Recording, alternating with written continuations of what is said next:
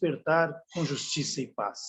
Esse programa semanal da Comissão Brasileira de Justiça e Paz, da CNBB, vem ao ar hoje com o tema sobre o 13 de maio, o dia da falsa abolição da escravatura, 134 anos de uma fadada abolição, em que negros e negras neste país continuam subjugados a tantas mazelas e situações oriundas do período escravocrata neste país. Um dos últimos países do mundo a abolir a escravatura, e depois de ter sequestrado do continente africano tantos irmãos e irmãs, companheiros e companheiras que ajudaram com a sua história e com as suas mãos a construir esta nação.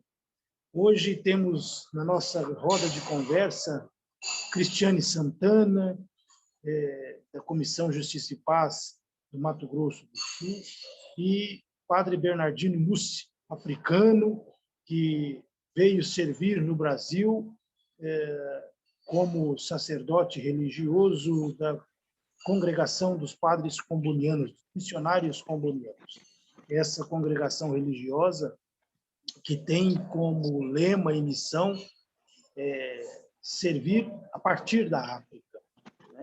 Então, muita alegria, nos honra ter aqui hoje Padre Bernardino Mussi e Cristiane Santana. Sejam muito bem-vindos. Obrigado. Convido, portanto, a cada um e a cada uma de vocês ao longo deste programa, que tem duração de 1 hora, e fica depois disponível nas redes da CBJP, seja no nosso site, justiçapaz.org, e depois também no YouTube da Comissão Brasileira de Justiça e Paz, para que você possa rever o programa, possa também assistir outras edições anteriores para refletir com a sua comunidade, com o seu grupo de base, sobre os temas relevantes da sociedade. Agradecer o Ivônio, que está aí nos bastidores do nosso programa Justiça, Despertar com Justiça e Paz, mais uma vez nos auxiliando na técnica. Peço desculpas desde já, porque falo aqui do Recife, onde estou no Congresso Nacional do Movimento Negro Unificado, o MNU, no seu 19º Congresso, e chove nesse momento aqui na cidade do Recife, portanto, a internet, com as suas estabilidades próprias, pode causar alguns danos durante o nosso programa, mas desde já peço desculpas aos que nos acompanham nesse momento. Passo a palavra à Cristiane, para que ela possa se apresentar melhor e dizer um pouco mais sobre a sua missão e a sua vocação, o seu despertar a essa missão no laicato, essa missão tão comprometida com a justiça e a paz no nosso Brasil, e a sua militância negra nas bases do movimento de mulheres negras, em especial, Cristiane. Muito bem-vinda mais uma vez. Bom dia, Nuno, bom dia, Ivônio, bom dia, Padre Bernardino e todos e todas que participam conosco no início desse despertar com justiça e paz. Recebam o meu carinho, o meu afeto, a minha alegria de poder socializar nesse dia, ainda que 13 de maio não seja o dia mais importante da luta do movimento negro, é um dia de grandes reflexões. E é um dia que nos leva a pensar um pouco da nossa situação enquanto população negra. Eu faço parte aqui da Comissão Regional de Justiça e Paz de Mato Grosso do Sul, sou pedagoga, atuo aqui na rede municipal de educação do município de Corumbá, fronteira com a Bolívia.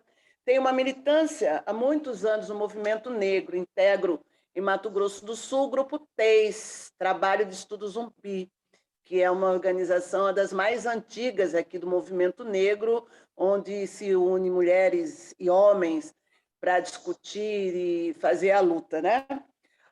sou uma pesquisadora ativista nessa questão do racismo, né? Principalmente no recorte de gênero das mulheres, que sempre são as maiores vítimas de todo esse processo histórico que nós estamos caminhando e vivenciando nesse período de pandemia com muita dor. Então, eu quero convidar todos vocês que estão conosco nas redes sociais a ficar conosco, que nós vamos ter uma manhã bastante produtiva nesse debate, que o tema nos inspira e nos convida. E eu quero, Nuno, saudar essa iniciativa da Comissão Brasileira de Justiça e Paz, citando o nosso Papa Francisco, né? O Papa nos disse que o racismo é um vírus que, ao invés de desaparecer, ele se esconde e ele não pode ser tolerado. Então, todas as oportunidades que nós tivemos de dizer que há racismo nesse país e ele precisa ser enfrentado, e ele é estrutural, e ele precisa ser cada vez mais enfrentado de maneira não só na ação educativa, mas também por meio da justiça e de políticas públicas que libertem mais o povo negro, é preciso ser dito, é preciso ser protagonista e luta por esses direitos nos canais que nos são permitidos. Por isso eu saúdo com muita alegria essa iniciativa da Comissão Brasileira de Justiça e Paz, neste dia que, como você já disse, são 134 anos da assinatura da Lei Áurea.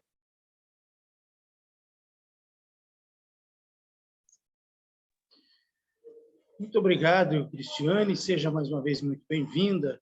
Saudando todos e todas que já nos acompanham ao vivo pelo YouTube da Comissão Brasileira de Justiça e Paz. Quero passar ao padre Bernardino Mussi, o acolhendo mais uma vez e dizendo a nossa alegria de tê-lo conosco, padre. O senhor, que é um missionário comboniano, um missionário africano, logo vão perceber pelo seu sotaque, o quanto o Brasil e a África são irmanados, não só pela história, mas pela missão e pelos que aqui vieram para servir, continuam nos servindo até hoje, agora numa missão de evangelizar.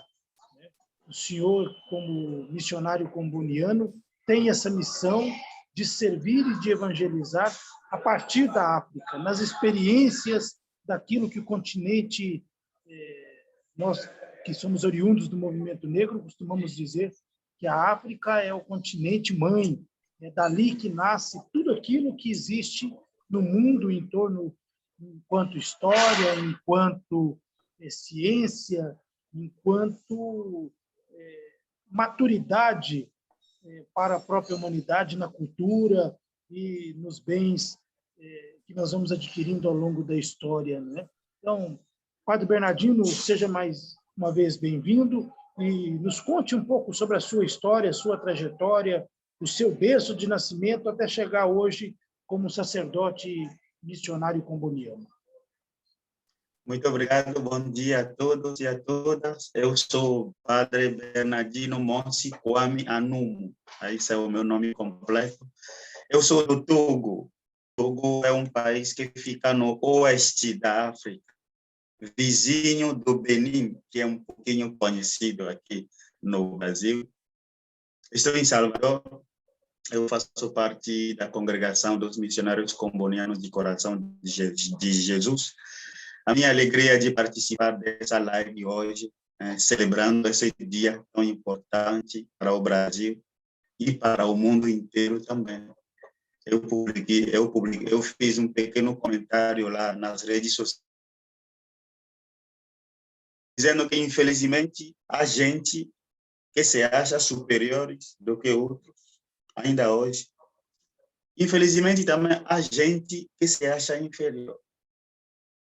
Isso complica o que a gente está comemorando hoje, a abolição da escravidão, da escravatura.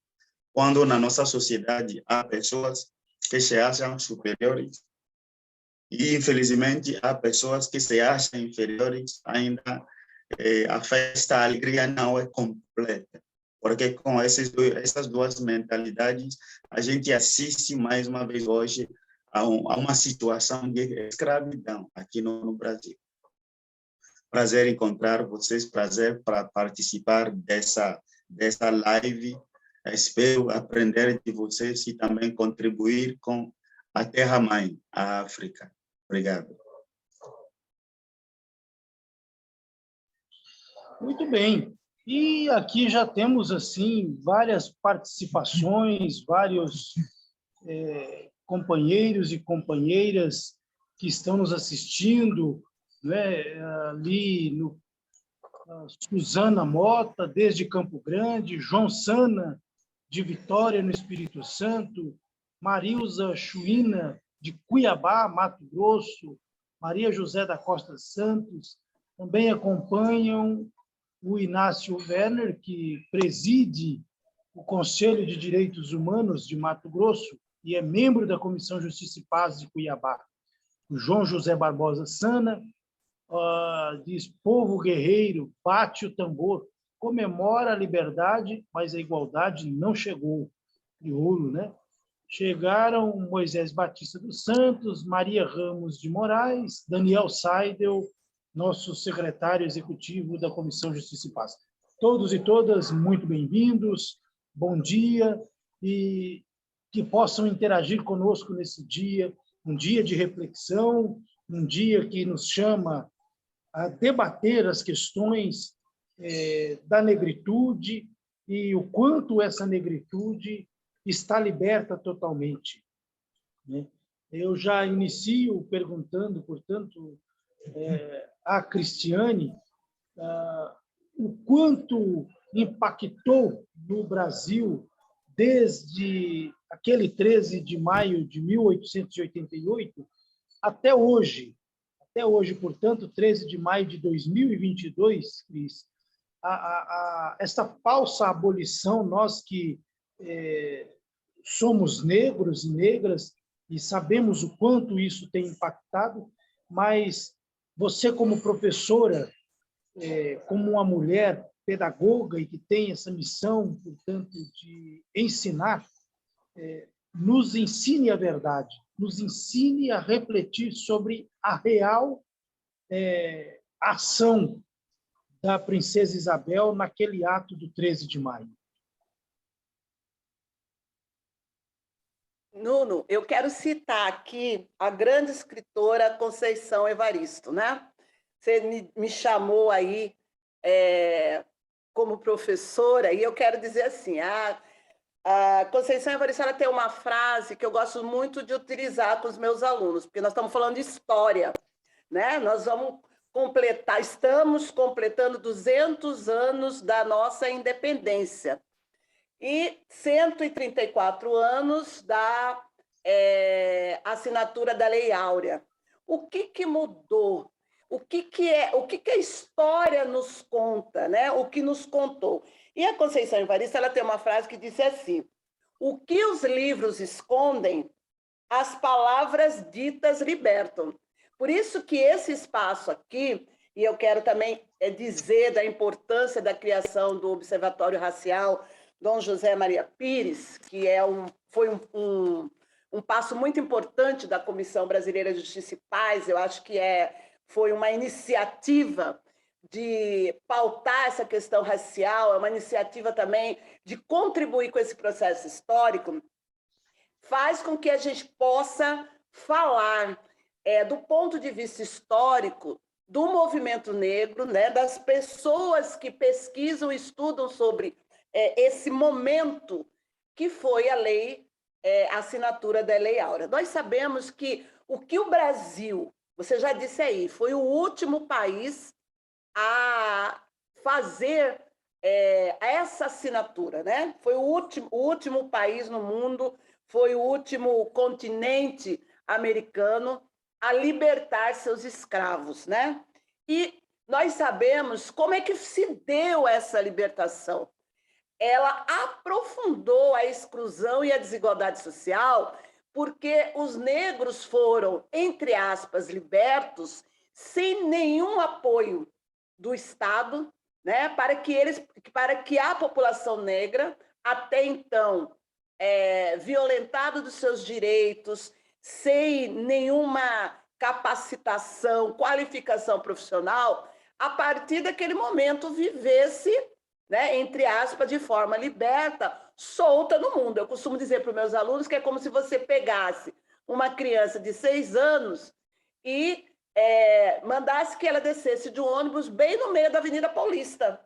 Né? De uma hora para outra, você coloca essa criança de 6 anos ali e manda a criança viver. Como é que essa criança vai assimilar no meio daquela cidade grande, com os seus medos, com as suas dificuldades, com as suas limitações, viver? Como é que essa criança vai crescer? Como é que chega, né, à maioridade essa criança? E com os escravos não foram diferentes. A nossa população, os nossos antecedentes, eles foram jogados em plena revolução industrial do trabalho, num processo sem qualificação, sem ajuda para moradia, sem educação, sem atendimento à saúde. E eu pergunto para você e para o padre Bernardino, muito diferente a nossa realidade de hoje? Apesar de todas as nossas conquistas, vamos buscar os dados. Nós estamos aqui para falar principalmente de como a população negra passou pela pandemia e de como é que nós estamos hoje, nesse 13 de maio. 665 mil mortos pelo Covid, numa população que, segundo o IBGE, se autodeclara 54% de negros e negras. Um avanço, porque nós sabemos que há bem pouco tempo atrás, muitos dos nossos irmãos e irmãs não se autodeclaravam negros, não se achavam negros, né? As estatísticas cruéis da pandemia, nós estamos aí. Todas as fontes de pesquisas, Nuno, que você vai ver, apontam os verdadeiros sacrificados pela pandemia. Quando dizíamos que estávamos passando numa pandemia, todos na mesma tempestade, estávamos todos na mesma tempestade, mas não todos no mesmo barco. Alguns passaram pela pandemia de iate, outros passaram de canoa. Devemos lembrar que a primeira vítima de Covid no país foi uma empregada doméstica negra. E é por isso que a população mais impactada, seja com o seu agravamento psicológico, emocional e também de saúde, foi a população negra. O agravamento financeiro, as famílias se empobreceram, as famílias perderam o seu emprego. Estão hoje na estatística do desemprego, foi a população negra. E, pasme, foram as mulheres consideradas chefes de família.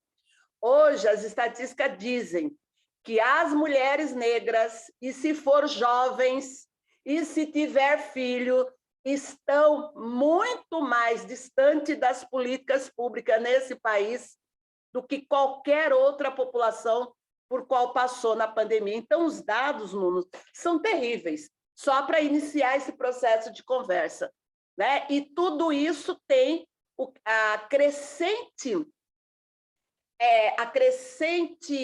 conjuntura e contexto de uma população que está desassistida há muito tempo e que os pequenos avanços que nós tivemos nos últimos anos, nós perdemos no atual governo federal. Essa é uma verdade que faz com que, nesse 13 de maio, nós tenhamos que refletir, né? Que a escravidão, talvez, ela tenha mudado o jeito.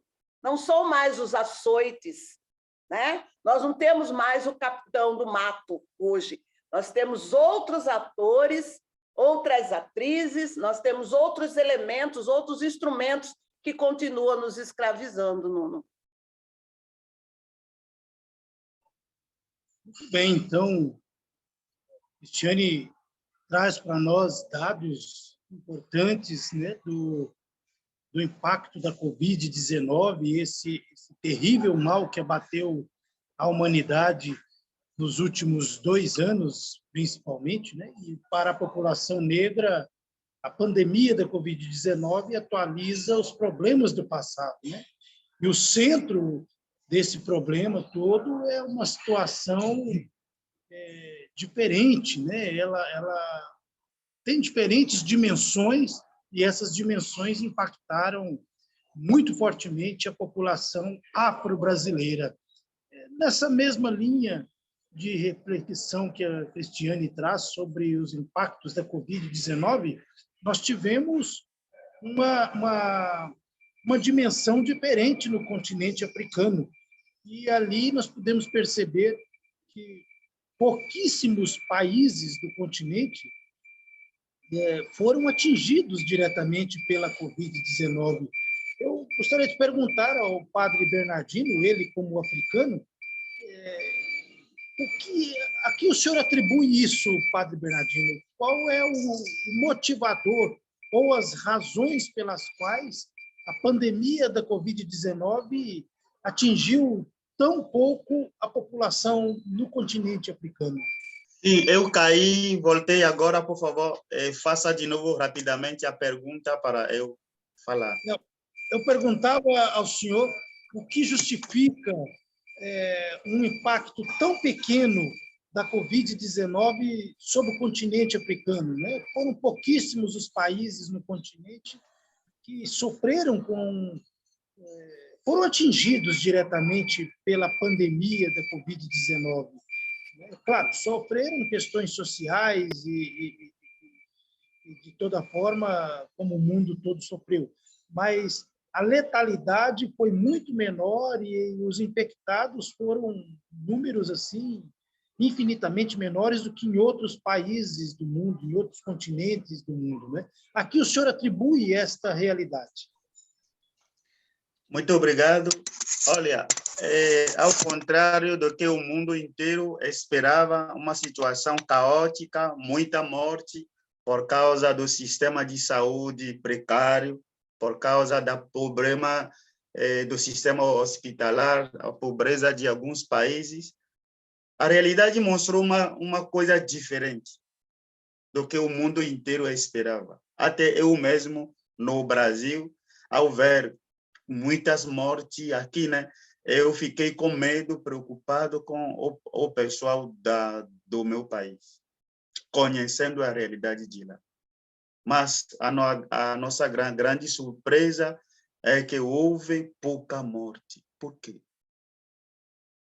A pesquisa revela muitas razões, né? Uma das primeiras é que alguns países africanos não têm muito contato com o mundo.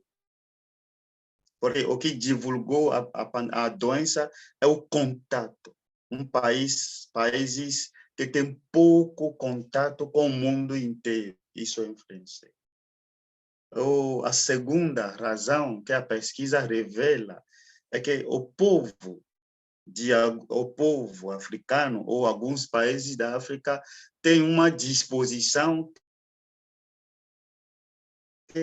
o corpo que tem uma resistência a uma infecção, talvez devido a outras pandemias, por exemplo, ebola, ou quanto mais o corpo sofre ataque de bactéria, vírus, o corpo já elabora anticorpos. Então, uma das resistências também, uma das razões é essa, né?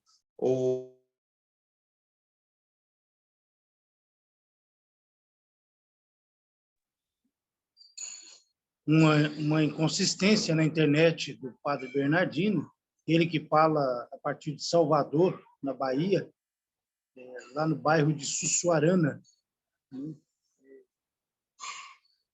Guardemos que em alguns minutos, então, ele possa retornar aqui conosco. Cristiane, já temos aqui algumas reações, né, dos nossos participantes, e, inclusive, a Suzana Mota parabeniza você por essa visão muito real da situação do negro no Brasil, né? Você, como ativista, como militante do movimento negro e muito envolvida no movimento de mulheres, né?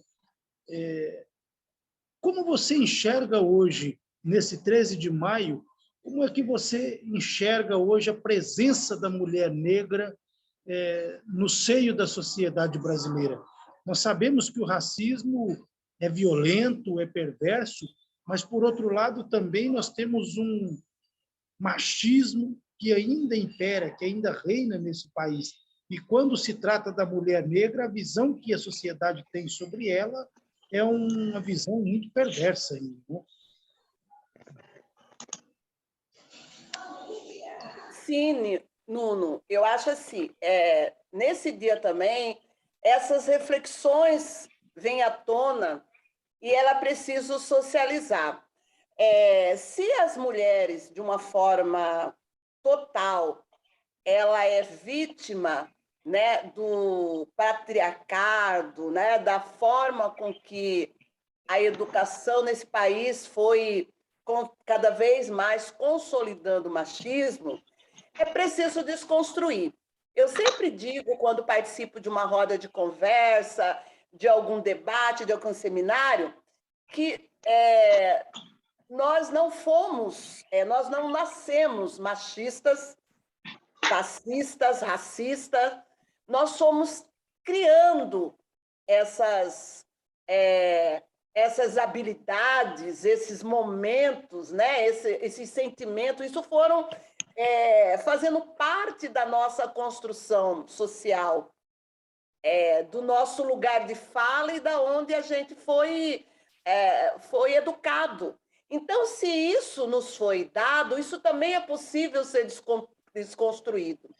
E eu acho que a educação é um caminho, esses momentos aqui é um caminho de reflexão, de mudança de comportamento, e que nós, mulheres, se as mulheres no total são tão vítimas desse machismo, as mulheres negras são mais, as mulheres indígenas são mais, né? Pela própria formação e pelo nosso estado, né? Em toda essa pirâmide social. E que é preciso dar passos cada vez mais concretos no sentido de alterar essa realidade. E que nós também não vamos alterar sozinhos, né? A questão da violência contra a mulher, do machismo, é um problema de toda a sociedade brasileira. E aí nós, enquanto igreja, fazemos parte dessa sociedade. Nós também temos que dar o nosso testemunho e nós temos que ter iniciativas para que isso seja alterado. E é muito importante a participação da mulher na igreja, a participação da mulher no campo literário, né? Eu acho que nós temos que podemos dizer hoje que as escritoras negras elas têm dado uma contribuição importante, né? Quero citar aqui a Djamila Ribeiro, né? Quando ela fala do lugar de fala da mulher negra, é importante para que esse processo seja alterado, para que as novas gerações não façam o que as nossas gerações estão cada vez mais perpetuando, que é a questão do racismo, né? O racismo estrutural ele precisa ser combatido nos lugares institucionais, na família, na escola, na sociedade como um todo, Nuno. Muito bem. E já está de volta, então, portanto, aqui o nosso Padre Bernardino. Eu convido a retomar a sua reflexão, Padre. O senhor falava, então, do impacto do Covid no continente africano, né? E a sua preocupação com alguns países em especial, mas, graças a Deus, venceram parcialmente esse problema. E o senhor dizia os desdobramentos e as motivações disso. As motivações. Sem desculpe, a internet caiu. Eu estava dizendo, né, que também as medidas restritivas lá foram severamente aplicadas, até com a força do exército. Tudo ficou fechado, a polícia andava na rua, obrigando as pessoas a usarem máscara. Eu posso falar da minha terra, porque em janeiro de 2021 eu estava no Togo, janeiro, fevereiro, março, eu vivi também, né, essas medidas restritivas que foram bem aplicadas no Togo, na minha terra, e também em outros países. Então, esses fatores ajudaram o povo a resistir ao vírus. Mas fora disso, o povo já estava vivendo uma situação precária economicamente. Agora, imagina que tudo ficou fechado, as fronteiras, porque são países que têm, né, atividades comerciais com países vizinhos. E com o fechamento das fronteiras, a vida ficou um pouquinho, a vivência lá economicamente ficou um pouquinho complicada para muitos países da África. As pessoas que viviam do comércio tiveram que parar por um ano e meio. As lojas ficaram fechadas. Aí podemos dizer que o povo não morreu de Covid, mas talvez alguns morreram de fome, de doenças, porque não tinha mais capacidade de trabalhar, ganhar dinheiro, comprar alguns remédios. E alguns, em vez de morrer de Covid, morreram, né, dessa questão de saúde, dessa falta de alimentação, o que aconteceu também aqui no nosso país. Auxílio emergencial teve, vou falar da minha terra, teve essa ajuda do governo, mas foi pouquíssima. Foi pouquíssima e, né, todo mundo não teve acesso a esse auxílio emergencial, né? O que complicou ainda mais a vida da população. E nesse cenário, o preço das coisas vai aumentando. Então, foi um momento, além de resistir fisicamente à doença, o povo sofreu bastante por causa da falta de alimentos, remédio, transporte, contato com pessoas fora do país. Eu vou parar aqui, depois eu posso voltar a continuar. Estamos refletindo hoje, nesse Despertar com Justiça e Paz, sobre o 13 de maio, data em que o mundo, em especial o Brasil, reflete essa questão da negritude, mas a partir da abolição da escravatura no país, né? O Brasil foi o último país do mundo a abolir a escravidão há exatamente 134 anos atrás. E nós que estamos às margens dos 200 anos de república, temos ainda uma república frágil, temos ainda uma democracia não tão segura. Tivemos exemplos recentes que podemos perceber o quanto a nossa democracia ainda é uma democracia fragilizada. Os poderes constituídos conseguem, quando não manipular, serem eles manipulados e modificarem ao seu bel prazer os desejos da população, as inspirações da população, e isso, então, não acontece só com as questões políticas, mas muitas vezes também acontece nas questões sociais, né? O quanto exclui um segmento da população por seus próprios desejos e de forma, às vezes, tão violenta, né? Nós tivemos aqui, nas últimas semanas, reflexos da violência da sociedade, né?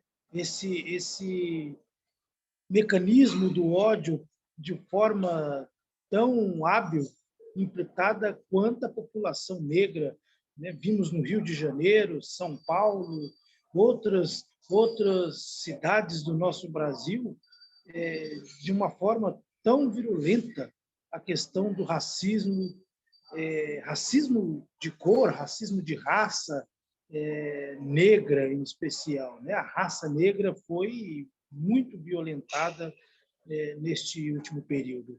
Eu pergunto para os dois, será que depois de tantas ações afirmativas impostas à população, colocadas a partir do Estado brasileiro, o advento das ações afirmativas ainda não chamou a razão as questões do racismo? Será que a população brasileira não está convencida ainda do dano que causa o racismo na sociedade? Pergunto aos dois, ouvindo em primeiro a Cristiane.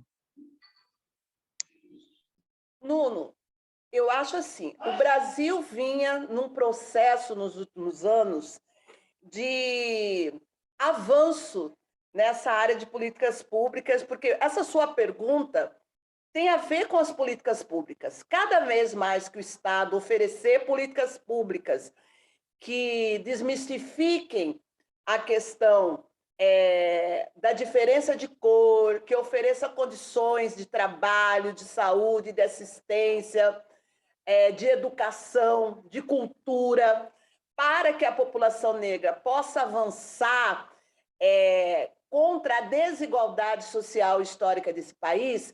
Isso são iniciativas que a população vai observando e vendo que há uma luz no fim do túnel. Então, nos últimos anos, com as conferências, né, os espaços de debate, as políticas públicas, os programas federais, a gente vislumbrava um movimento social que, com as criações das delegacias também, porque faz parte também, nós precisamos atuar em várias frentes, e é isso que eu acho que muitas vezes gastamos muitas energias, porque a gente precisa atuar em várias frentes para combater essa doença ainda que existe do racismo.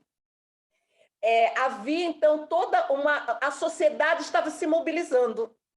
Nos últimos anos, o atual governo federal ele veio desarticulando as políticas públicas e, o que é pior, veio negando isso.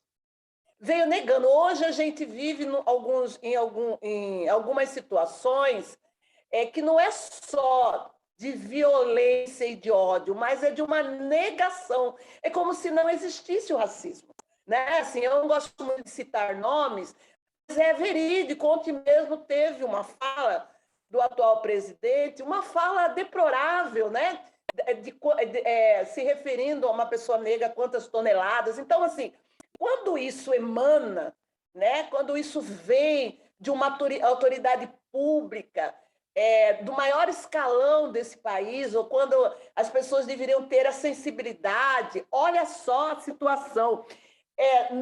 No período maior da pandemia, né, quando a pandemia estava naquele pico no país, nós chegamos na casa de 8 milhões de desempregados, hoje somos 15 milhões nesse período pós-pandemia.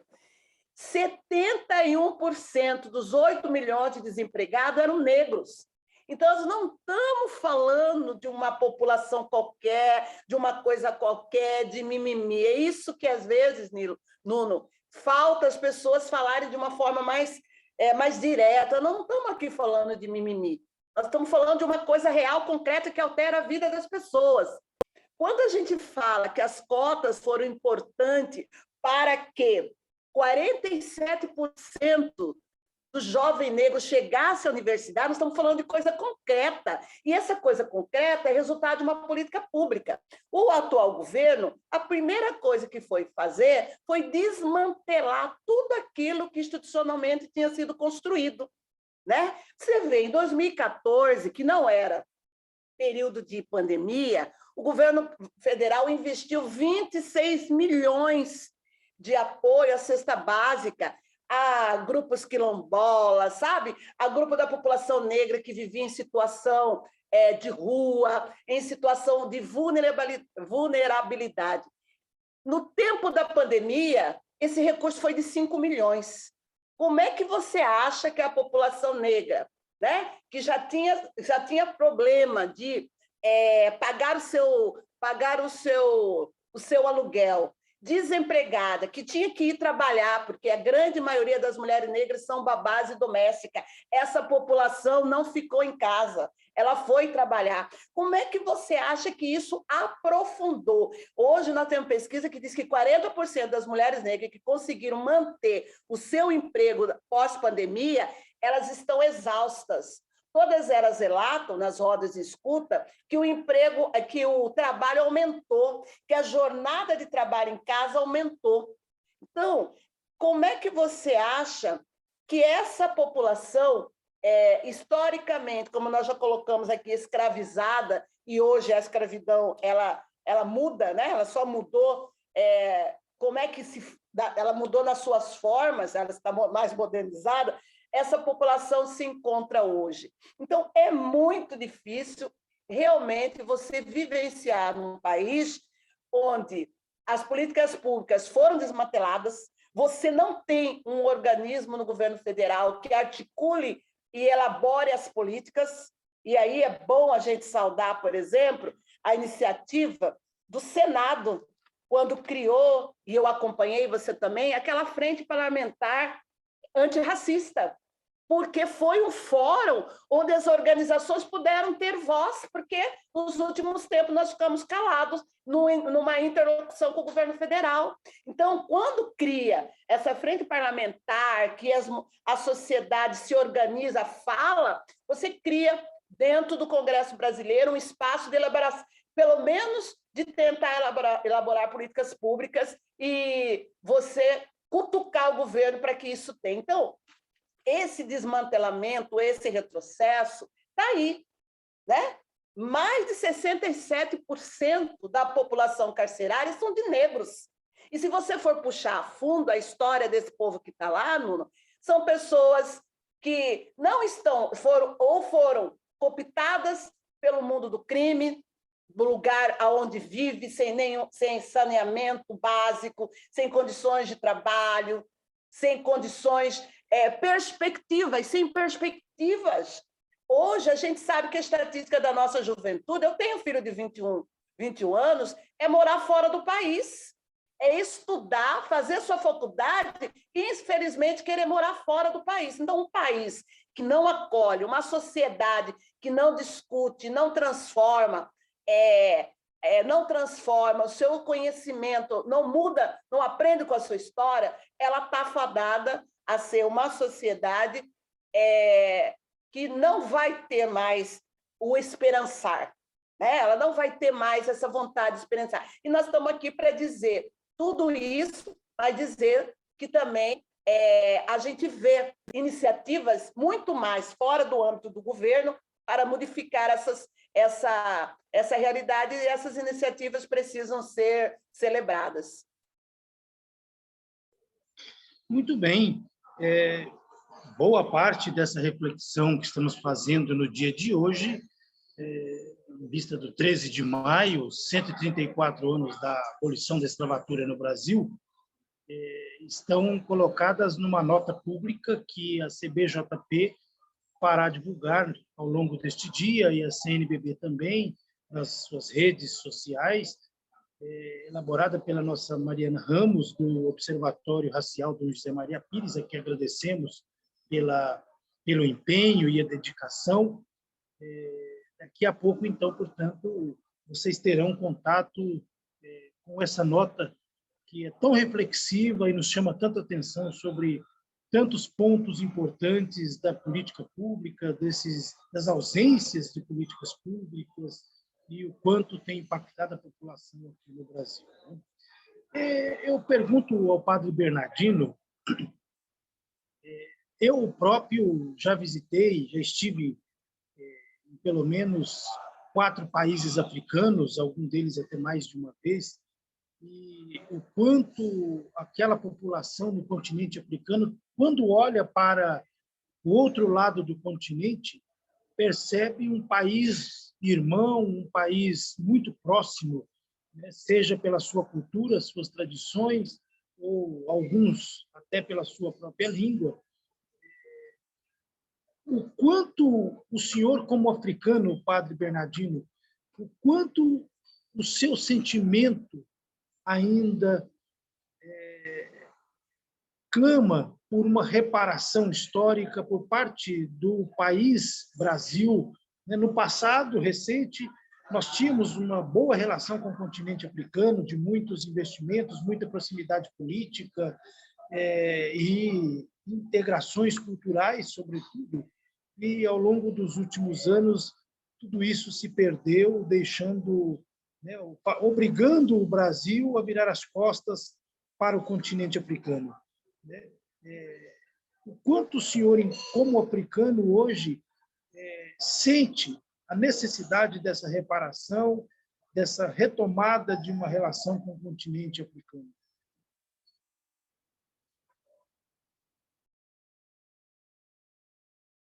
Está fechado o seu microfone. Isso. A minha preocupação não é a respeito de uma reparação. A minha preocupação, uma reparação com a África. A minha preocupação é o Brasil acolher seus próprios negros. Isso é fundamental para mim. O Brasil pode ter esquecido a África. Tudo bem. Mas o povo negro aqui, que o Brasil dê atenção. Essa é a minha preocupação. É o motivo pelo qual estou aqui hoje. Para falar um pouquinho sobre o que a Cris falou, né? O Brasil hoje, o racismo hoje. Na minha introdução, né, eu falei um pouquinho sobre a minha é que, infelizmente, na sociedade brasileira, tem gente que se acha superior. Isso dá continuidade à escravidão, dá continuidade ao racismo.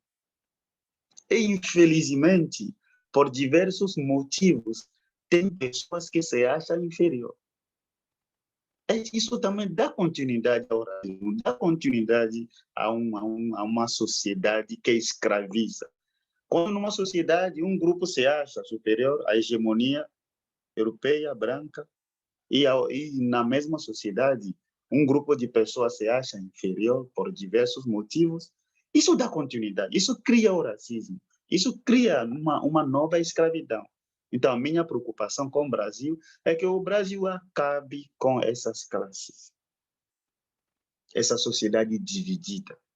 Um grupo superior, outro grupo inferior, que vale para acabar com isso. Acabando com isso, teremos uma sociedade justa, igualitária. Sem isso, vamos continuar vivendo as mesmas realidades como o povo negro viveu no passado. Então, desculpe responder assim, mas a minha preocupação hoje não é uma reparação com a África, mas que o Brasil cuide. Porque eu digo, né, que eu, Bernardino, Padre Bernardino, negro, só que antes de chegar no Brasil, eu não sabia que eu era negro. Eu não sabia.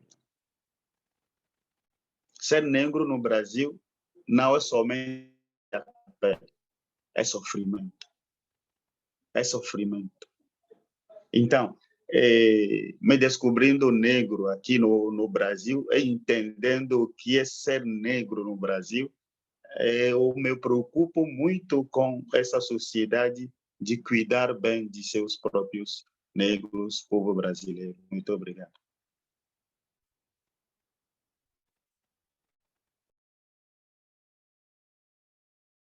Nós que agradecemos essa reflexão tão forte, tão importante, né?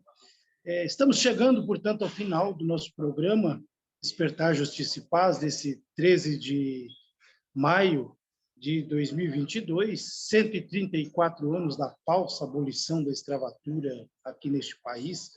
E, portanto, passo as considerações finais da Cristiane Santana, que tanto abrilhantou aqui o nosso programa Despertar Justiça e Paz no dia de hoje, agradecendo já pela sua participação, pelo seu empenho e toda a sua dedicação, Cris, não só na militância negra, como também na Comissão Justiça e Paz no Mato Grosso do Sul, aí no seu regional, como também no Observatório Racial Dom José Maria Pires, da nossa Comissão Justiça e Paz no Brasil.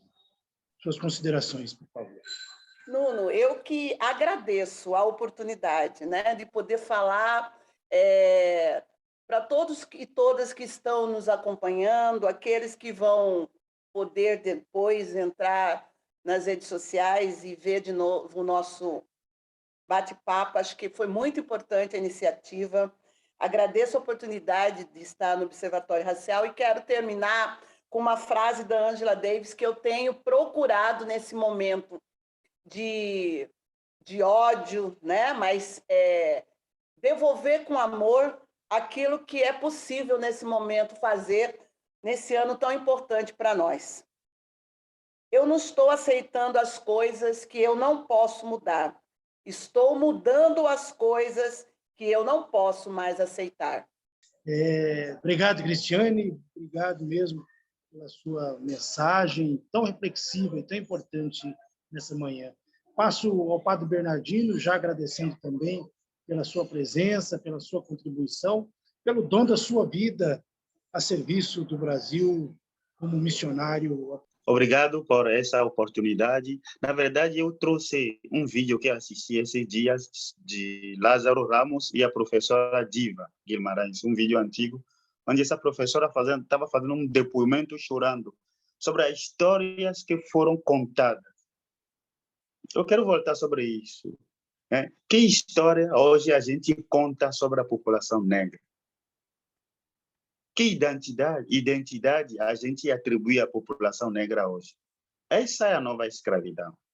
Se ainda contamos a história que diz que o povo negro é inferior, não é capaz, não é inteligente, não tem nada, aí vamos perpetuar a escravidão nesse país. Chegou a hora de mudar a ideia que nós temos sobre a população negra. Chegou a hora de a gente acabar com a escravidão mental que atrapalha o avanço da população negra no Brasil. Obrigado. Agradeço a cada um e a cada uma que conosco participou deste programa Despertar Justiça e Paz, desta feira, dia 13 de maio, agradecendo ao Ivônio aí na nossa técnica, agradecendo a CBJP a oportunidade deste Despertar Justiça e Paz, convidando a cada uma de vocês para a próxima sexta-feira, às 8 da manhã, estarem conosco ao vivo na nossa rede social, no YouTube, ou depois no nosso site também, visitando o nosso site e acompanhando os outros programas já passados que estão disponíveis a todos e a todas. Um bom dia, uma boa sexta-feira e um bom dia de reflexões para todos nós. Até a próxima. Obrigado.